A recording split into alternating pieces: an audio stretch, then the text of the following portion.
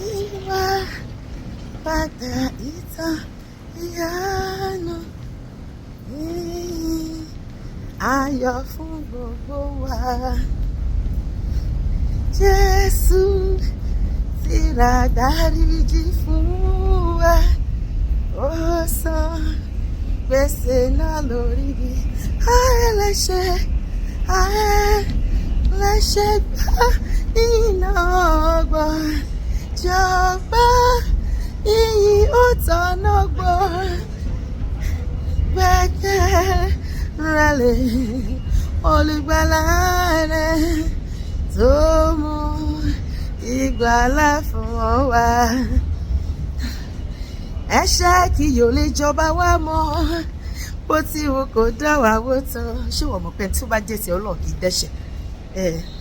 Torí Kristi fira padà, gbàgbára ẹ̀ṣẹ̀ run fún wa. Ẹlẹ́ṣẹ̀ gbà ìyìn náà gbọ́, jọ̀gbà ìyìn ó tọ̀nà gbọ́.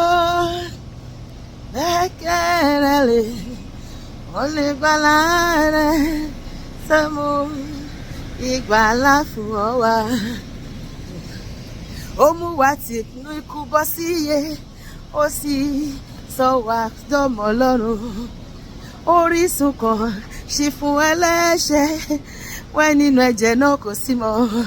Wá ẹlẹ́ṣẹ̀ tó ń gbọ́ mi wá sọ́dọ̀ Jésù lẹ́nu. Wá ẹlẹ́ṣẹ̀ gbà ìyìn náà gbọ́, jọ̀gbà ìyìn ó tọ̀nà gbọ́. Gbẹ́kẹ̀lé olùgbàlà rẹ̀ tó mú ìgbàlà fún ọ wá. Jésù wá sáyé nítorí èmi àti ní àkókò yìí. Bẹ́ẹ̀ ni, lónìí fi ayé rẹ fún Jésù. Kọ̀ èṣù, iṣẹ́ àti ẹ̀ṣẹ̀ sílẹ̀ àti iṣẹ́ ọwọ́ èṣù, kí o fi ayé rẹ fún Jésù. Kó bẹ̀rẹ̀ sí ní gbègbè ayé ọ̀tun lónìí, torí pé torí èmi àti ẹ ni Jésù ṣe wá sáyé láti wá kú fún wa. Gbáànú tán Ọlọ́run fi lọ sáwá sọ́dọ̀ Jésù lónìí. Torí yóò gbẹ̀ni tó bá tọ́ wa kí yìí ó sì dá padà la. Ó ní ẹnikẹ́ni tó bá tọ̀ bọ́ ẹ̀mí kì yóò tanù bó ti borí.